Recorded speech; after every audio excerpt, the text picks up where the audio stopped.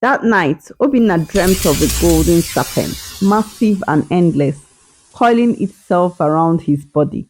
Its hiss filled his ears until he woke and soaked in sweat. They said Umeze had never witnessed such a wedding. The drums beat like 1,000 restless hearts. The smell of roasted yam, palm wine, and burning incense floated through the square. From every hut, men, women, and children poured out, eager to witness the bride whose beauty had turned into a village legend. Under a canopy of palm fronds, her face hidden beneath a veil, her skin seemed to glow even in shadow, her neck heavy with strings of cowries. She looked flawless, yet her hands were ice cold. In the corner, old Mama Nena, the oldest woman in Umeze, leaned on her walking stick. Her lips moved in a whisper. Only the wind heard. This marriage will awaken the river. No one paid attention, or maybe they simply chose not to. 3 years before this day, Amara had walked into Umeze at dusk. She carried nothing but a raffia bag and a silence so heavy it made people uneasy. No one knew her parents, no one knew her story. But her beauty was so arresting that even the gossips could not keep her name from becoming a song. Obinna, son of a wealthy palm wine tapper, noticed her almost immediately. He was tall, broad shouldered, restless, the kind of man people assumed could have any girl he wanted. But Amara resisted him. She turned away for months until one day, Hamatan evening, when the boat fetched water from the river. That was when she finally smiled at him. That smile sealed his fate. By the next planting season, they were inseparable. But not everyone in Umeze rejoiced. Obinna's cousin Chike watched Amara more carefully than anyone else. Something about her unsettled him, and one night when the moon spilled silver across the river, he followed her. What he saw haunted him. Amara knelt waist deep in the water, whispering words in a language he had never heard.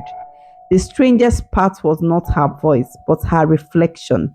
It did not move with her body. Chike ran home trembling, but when he told the elders, they scoffed. Jealous boy, they scolded. Leave Obinna and his bride to be alone. But Chike couldn't. He kept watching. The next moon brought trouble. The river, the lifeblood of Umeze, began to shrink. Fishermen dragged home empty nets. Women drudged deeper into muddy banks just to fill their calabashes. Under the great Iroko tree, the elders gathered, muttering about forgotten sacrifices and angered spirits. Then came the boy. One morning, a child's body floated near the lagoon. His face looked peaceful as though asleep, but his skin bore silver scales that shimmered like fish in sunlight. Panic spread throughout the village. But Amara, she remained calm, too calm. Desperate, Chike turned to Mama Nena, begging for answers. The old woman's face grew heavy, her eyes clouded with a history too long buried. And finally, she spoke. Long before our forefathers were born, the river goddess loved a mortal hunter. She gave him rain, children, and wealth, but she was betrayed. He married another. In her fury, she cursed his bloodline. Chike's throat went dry. What cause? Mama Nena's voice dropped lower. Her daughters will walk among us, beautiful and silent, but they will never belong here. And when one of them weds, the river will rise to claim what is hers. Chike felt his stomach twist. He didn't need further proof. Amara was one of them. The wedding day came with blinding sun and endless music. Drummers pounded until the ground itself seemed to tremble. Masquerades spun in wild circles. Villagers raised calabashes of palm wine and sang Amara's name like a prayer.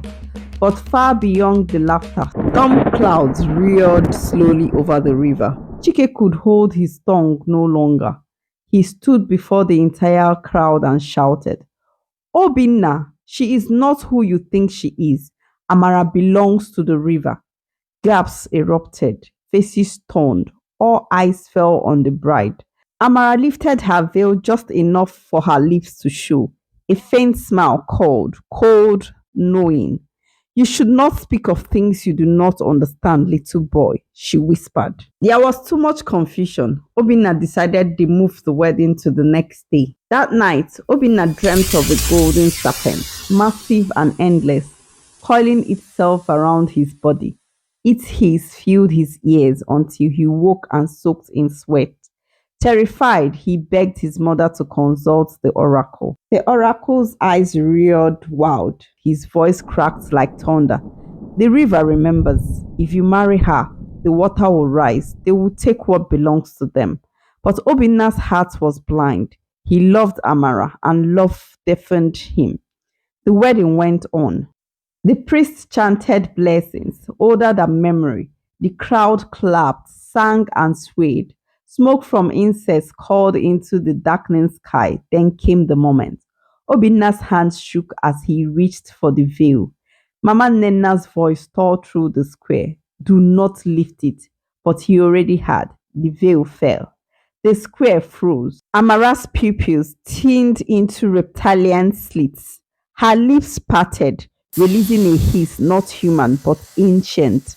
Scales shimmered faintly along her skin under the torchlight, and then the ground itself groaned. The river roared, rising with a fury no man had ever seen. Out of the crashing wave rose a figure, radiant, terrible, and beautiful beyond words. The river goddess. Her voice was soft but thunderous. Daughter, it is time. Tears welled in Amara's eyes. She touched Obinna's cheek one last time. I want to belong here, but I was never yours. She turned and stepped into the water. The river swallowed her. The storm broke. Silence fell. Curses never die. Umeze mourned for weeks. Women wailed. Men shook their heads, and Obinna wandered the river bank each evening, waiting for a shadow that would never return. But one night, as the moonlight rippled across the water, he heard humming. A little girl stood behind him, smiling. Her eyes glowed like gold. She leaned close and whispered playfully, the river never forgets. You were supposed to pay for the curse that was placed on your bloodline. The plan was to take you along, but your love saved you. You loved her beyond words. That was why your life was spared. The water stirred. Would you marry someone if you knew their secret could destroy you? Tell us in the comments, and don't forget to subscribe for more African folklore mysteries.